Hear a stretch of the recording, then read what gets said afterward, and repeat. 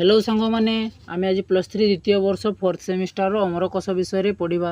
से अमरकोश गणेश दुर्गा और कार्तिकेयंकर केतोटी नाम प्रदान करा जायछि से विषय लिखा। गणेश दुर्गा और कार्तिकेयंकर तीनोटी आंसर लिखा पूर्व तार इंट्रोडक्शन टी पूर्व वीडियो कहुई परी लिखिदेव। तापर आम पढ़ा गणेश।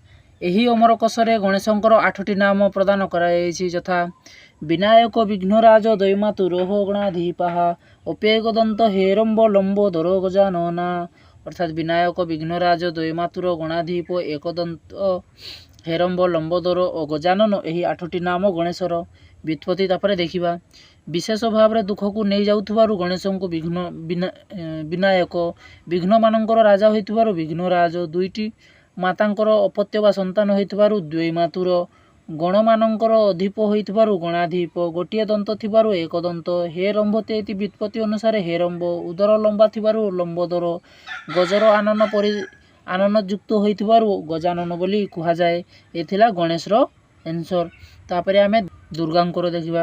अमरकोशरे दुर्गांकर 17टी नाम उल्लेख करा जायछि यथा उमा कात्यायनी गौरी काली हेमवतीश्वरी शिवा भवानी रुद्राणी सर्वाणी सर्वमंगला अपर्णा पार्वती दुर्गा मृडानी चंडिकांबिका।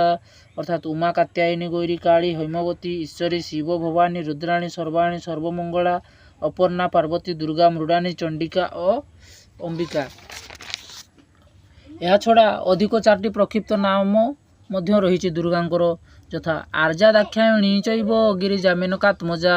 अर्थात आर्या दाक्षायणी गिरिजा और मेनकात्मजा तार व्युत्पत्ति देखिबा। दुर्गा महेश्वरंकर लक्ष्मी होइतबारु उमा कात्यांकर कन्या हेतु कात्यायनी। गौरवर्ण विशिष्ट हेतु गौरी। कलावर्ण हेतु काली। ईश्वरंकर पत्नी हेतुबारु ईश्वरी। शिव प्रदायिका हेतु शिवा। भवंकर पत्नी हेतु भवानी। सर्वंकर स्त्री हेतु सर्वाणी। समस्तंकर मंगल करुथबारु सर्वमंगला। पर्णभक्षण निवृत्त रही अपर्णा। तापर पर्वतंक कन्या हेतु पार्वती। बहु कष्टरे तांकु जणाउथिबारु दुर्गा। तापर मृडंकर स्त्री होइथिबारु मृडानी। चंडकारिणी हेतु चंडिका। माता होइथिबारु अंबिका। आर्यर स्त्री हेतु आर्या। दक्षंकर कन्या होइथिबारु दाक्षायणी। गिरिंक ठारू जात होइथिबारु गिरिजा और मेनकांकर गर्भ संभूत होइथिबारु मेनकात्मजा बोली कुहा जाय थाए। एथिला दुर्गांकर केतोटी नाम। तापरे कार्तिकेय। अमरकोशरे 17टी नाम कार्तिकेयंकर उल्लेख कराइछि यथा कार्तिकेय महासेनः सर जन्म षडाननः पार्वती नंदनः स्कंध सेना निरग्निभृगुः बाहुल्यस्तारकाजित् विशाखः शिखिवाहनः षण्मातुरः शक्तिधरः कुमारः क्रंचदारणः। अर्थात कार्तिकेय महासेन सरजन्मा षडानन पार्वती नंदन स्कंद सेनानी अग्निभू गुह तापर बाहुल्य तारकाजित विशाख शिखिवाहन षण्मातुरः शक्तिधर कुमार और क्रंचदारण यही नाम गुड़िक है कार्तिकेयंकर व्युत्पत्ति। तापर यार देखिबा। तापर कृतिका नंदन हेतु कार्तिकेय महान सेनार अधिपति होइथिबारु महासेन।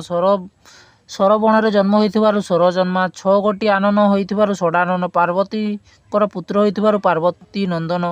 सेनाबाहिनीर निर्देशक होइथिबारु सेनानी।